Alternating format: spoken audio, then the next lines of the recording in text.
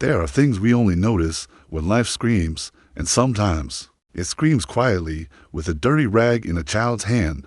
The first time I saw the girl, I thought it was an illusion from exhaustion. End of the workday, almost 9 at night.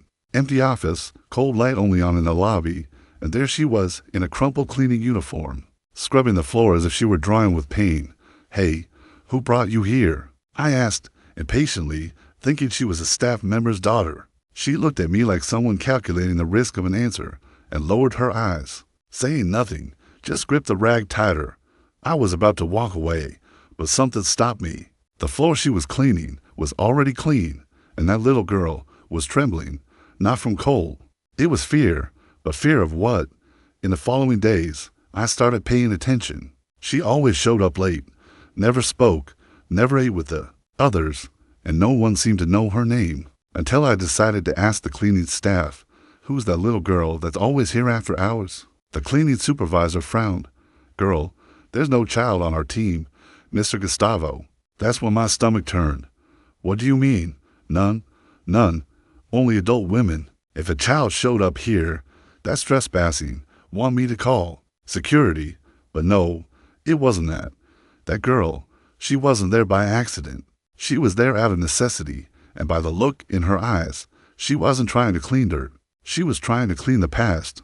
I could have left it alone, but that same night, I found something that shouldn't have been there. An old notebook, hidden behind the reception couch, in her handwriting, and on the first page, there was only one scribbled sentence: "If someone finds this, please don't send me back to him." And that's when my head became a whirlwind. Who was him? And why would a child be hiding, working in secret, and begging for help in silence? That girl's story was just beginning, and I was already right in the middle without even realizing it. I took that notebook with me, not out of curiosity, but instinct. Something about it smelled like danger, and it wasn't just the moldy paper or smudged ink. It was the weight of what was coming. I got home, threw my blazer on the couch, and sat down with that notebook in my lap like I was holding dynamite. I opened to the second page. "It's been 2 days since I got here. The cleaning lady saw me, but she didn't tell. I think she understands. She's scared to." Fear, the word repeated more than 20 times in the pages that followed. Fear of going back. Fear of being found. Fear of the man in the cap who hurts. The sentences were short, sparse, almost childish, but they carried a pain no adult could fake. And me, I was a businessman used to numbers, contracts, and people who laugh straight to your face. But I had never known what to do with the truth written by a child in fear. The next day, I got to work early. I wanted to catch her by surprise, figure out where she came from, who she talked to, but nothing. No sign of her. I spoke to the cleaning supervisor again. "Are you sure there's no child on your team?" "Absolutely. I've double-checked. Only the night shift staff, and none of them brought a daughter or anything. And no one's seen a little girl around here. If they did, they didn't say, 'Here, everyone minds their own.'" Yeah, the world's so busy that nobody notices a lost child cleaning corners. And then they call that adult life. But that night, there she was again, scrubbing the same clean floor, just like the first time, only this time, I didn't let her slip away. "Hey," I called out, more firmly. She looked at me, startled, holding the bucket, ready to run. "Calm down. I just want to talk." "I didn't do anything," she said softly, her voice more ragged than torn paper. "I know, but you shouldn't be here. Tell me your name." She hesitated, then just said, "It's better if you don't know." Words of someone old, someone who's been beaten by life, but spoken by a girl about 7 years old. I stayed silent. She turned her back, was about to run again, but then I said, "You left your notebook." She froze. Her shoulders trembled, and then she started crying. No sound, just her body shaking in a silent sob. And in that moment, I understood. Her cleaning was just an excuse. What she really wanted was to disappear. But people like that never vanish completely, not while there's someone willing to listen to what they can't say. On the next page of the notebook, there was a drawing. Simple, done with a black pen. A man wearing a cap, arms crossed, an angry face, and next to him, a little house with a locked door. He says I belong to him, that no one else will want. Me. That was it.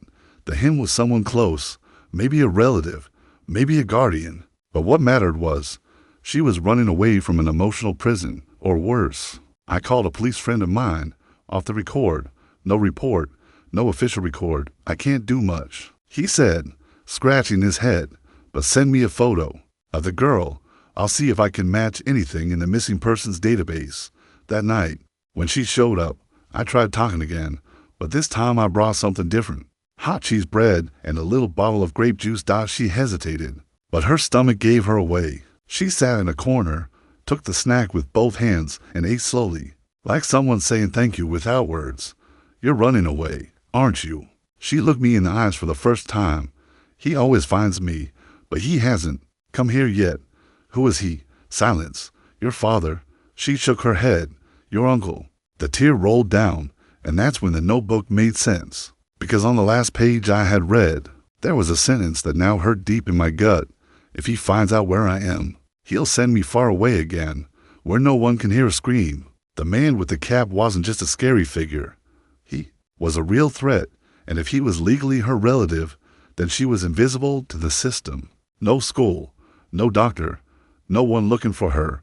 But now, she had me, and I'm the kind of person who, once I get involved, I go all the way. I just didn't know the end would hurt so much. Asterisk, I sent a photo of the girl to my contact at the precinct. Took it from a distance, discreetly, so I wouldn't scare her. I just wanted to know if she was on any missing persons list. 2 hours later, the reply came back blunt. Nothing. No child matching that profile. No open reports. No matching name. Legally, she doesn't exist. That chilled me more than if he had said she was wanted, because right then, I understood someone had erased that girl from the map, and whoever does that usually has a dirty reason. The next night, I brought her something else, an old but clean blanket. She thanked me with her eyes, clung to the fabric like it was a shield from the world. I won't tell anyone, she said, but if you want me to leave, I will. I don't want you to leave. I want to help you. No one helps for free. I do. And if you want, you can tell me your name. She hesitated. After a few seconds, she whispered, Clara. Double quotes, Clara. It was the first word she spoke with confidence, as if giving her name was giving away her soul, and maybe it was. But then, the next day, the elevator stopped on the executive floor, and who walked into the lobby wasn't an employee, nor a client. It was a tall man, wearing a black cap and a hard stare.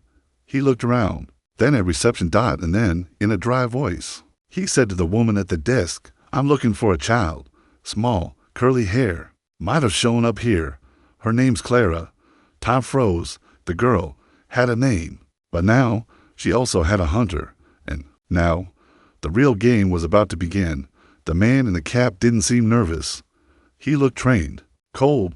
Every step he took was like a warning. I know what I'm doing, and no one's going to stop me.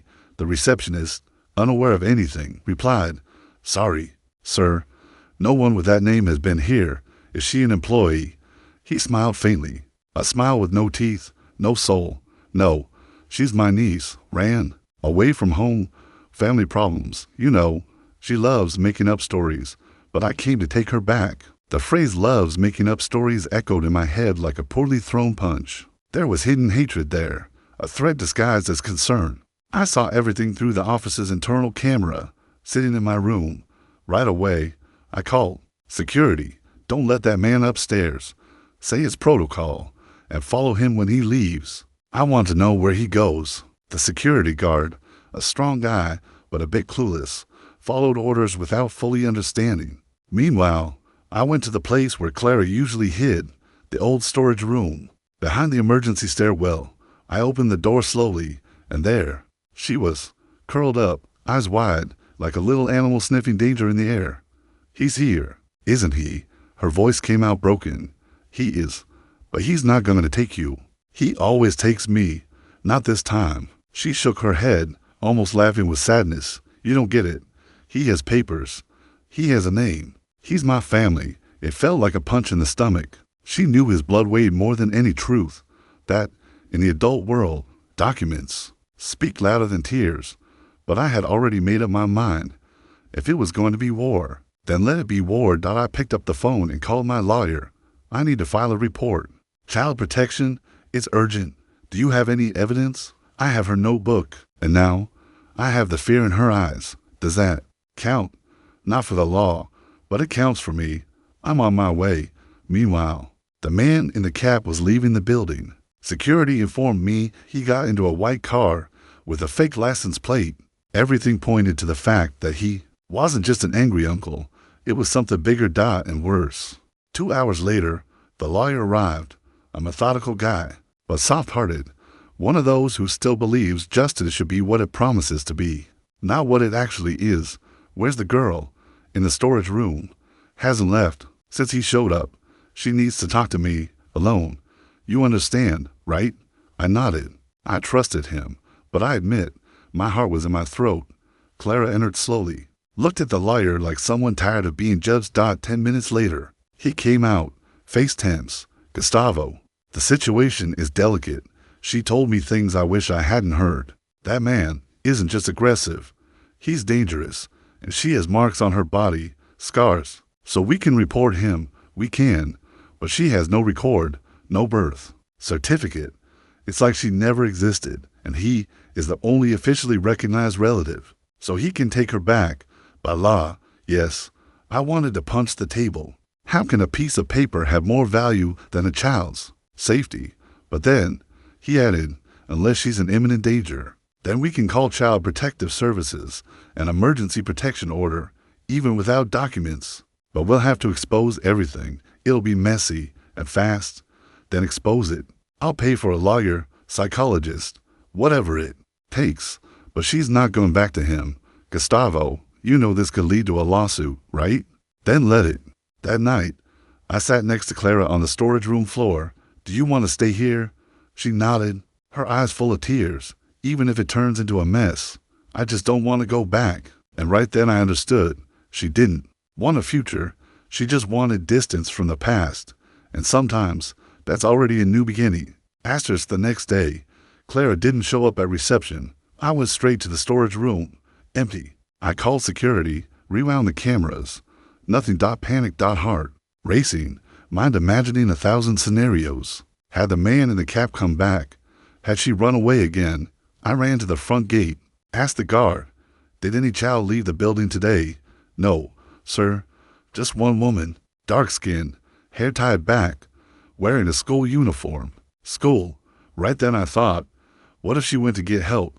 Or worse, what if she'd been turned in? I rushed back to the office, entered the cleaning room, and there she was, Clara, head down, and next to her, the cleaning woman, with the face of someone carrying the world on her back. It was me, said the woman. I took her to get a proper bath, and to get her hair cut. She asked me.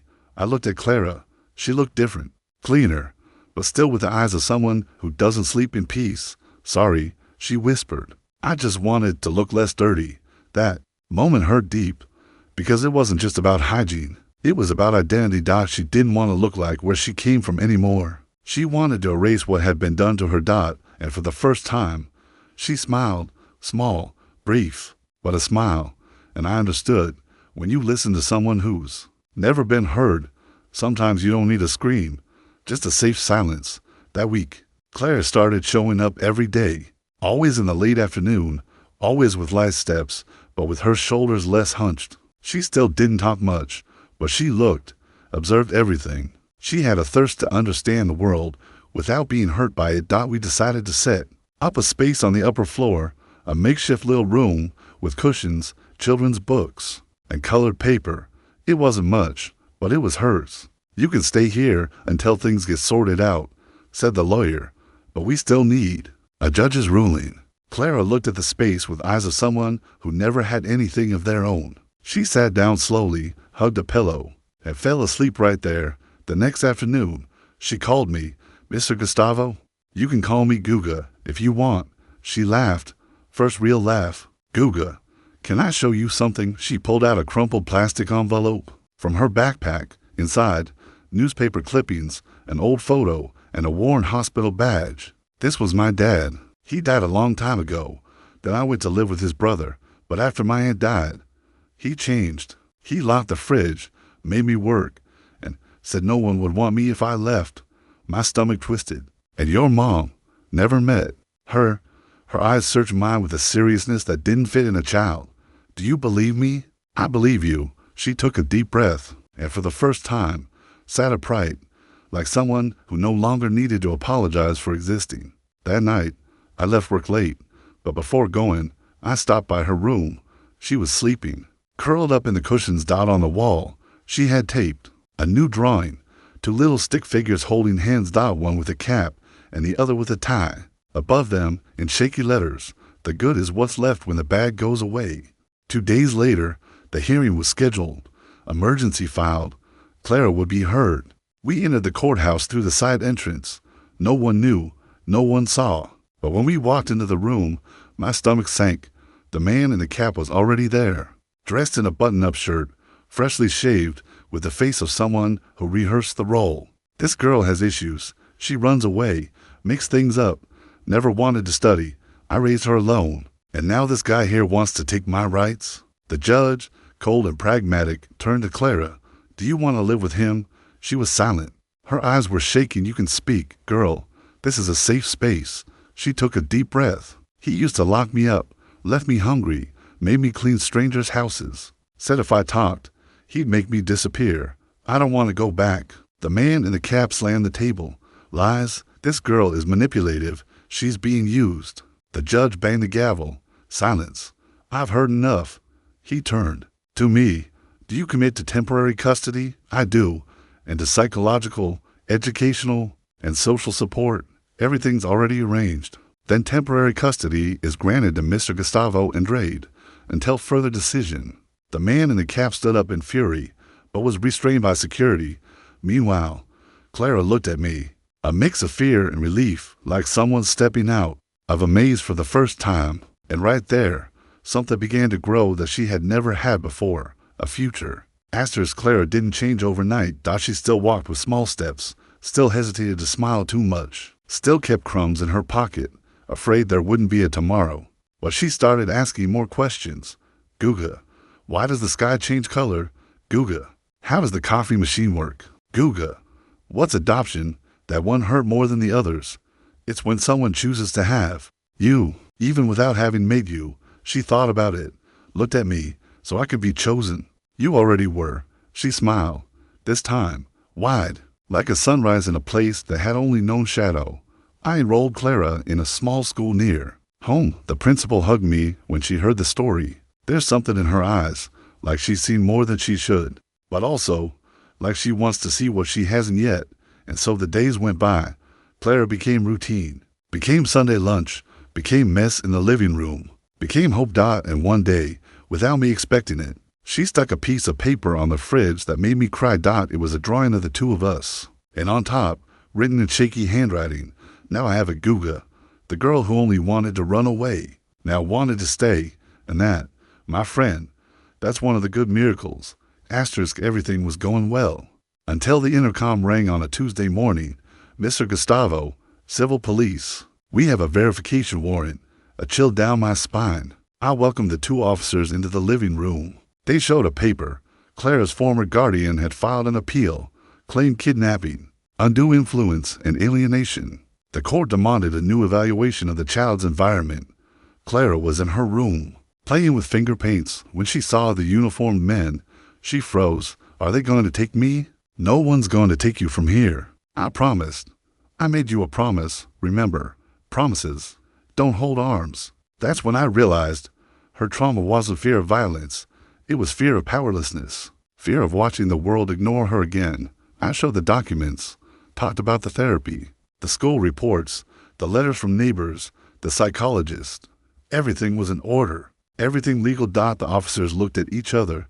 Mr. Gustavo, everything looked fine here. We just had to verify, but it's good to know there are still people doing the right thing. They left, and I went back to Clara. She was curled up on the couch, hugging a pillow, red-eyed. Are they gone? They're gone. Will they come back? No, not while I'm here. She took a deep breath, then whispered, then I'll stay too. And once again, she didn't ask. She chose. A few weeks later, I found an invitation stuck to the fridge. School talent show. Student, Clara Andrade. Andrade. She used my last name, and I cried like a father seeing his child take their first steps. I went on the day of the presentation. Arrived early. She saw me from the audience and waved, shy but happy, when they called her name. She went up on stage with a guitar in her hands. I didn't know she played, or that she had that kind of courage. Good afternoon. I'm Clara, and I'm going to sing a song I wrote about the place where I used to hide and the place where I found myself. Silence fell across the room. She began to sing with a small but steady voice. The lyrics spoke of a dark cupboard, the sound of a key, a window that never opened, and later, of a man with a tie who brought her bread, a blanket, and a name. The whole room cried, "Me too." At the end, she said, "This song is for my Guga, who saw me when no one else wanted to look." There wasn't applause. There was a standing ovation. In that moment, the girl who used to hide became a voice. The day of the final hearing arrived. The judge was young, but firm, asked long questions, reviewed history, read reports, requested Clara's testimony. "Do you want to be adopted by Gustavo Andrade?" Clara looked at me and said, "I don't want to be adopted. I already was. I just want you to sign it." Quiet laughter filled the room. The judge smiled. "Request granted." Guga and Clara Andrade, we left the courthouse with the paper in hand and a blue sky that felt almost symbolic. "Where are we going now?" she asked. "Anywhere you want to be seen." She laughed. "Then we're staying right here, because sometimes the right place is where you finally don't have to run anymore. In the director's office, I hung a new picture. It was a drawing to stick figures, one with a tie, the other with curly hair. In the background, an open cupboard with light coming from inside. Above it, written, "Sometimes what shines is just someone being seen." Everyone asked who made it. My daughter, the girl who used to clean the floor. Today, she cleans wounds with her smile. She started studying psychology, wanted to help other invisible children, and me, I just kept being Guga, the guy who got the daughter the world tried to hide. Years later, on Clara's 18th birthday, she gave me an envelope. Inside, a folded piece of paper. It was the last page of the old notebook. Written in tiny handwriting. "If I ever get out of here, I don't want a house or toys or a mom or a dad. I just want someone to say no, to tell me, you don't deserve this, because no one ever did." I cried again. Because in that moment, I understood what she wanted all along. It wasn't a home. It was a boundary. It was care. It was someone who would say, "What they're doing to you is not okay." And maybe that's the purest love there is. The love that says, "I won't let them hurt you." So, if you ever cross paths with someone too small to carry so much pain, look twice. They might just be waiting for a no that never came, and maybe you'll be the first to say it. So, what did you think of this story, huh? Comment below, leave your like to support the channel, and subscribe so you won't miss more beautiful stories like this. See you next time from your Grandpa Rich.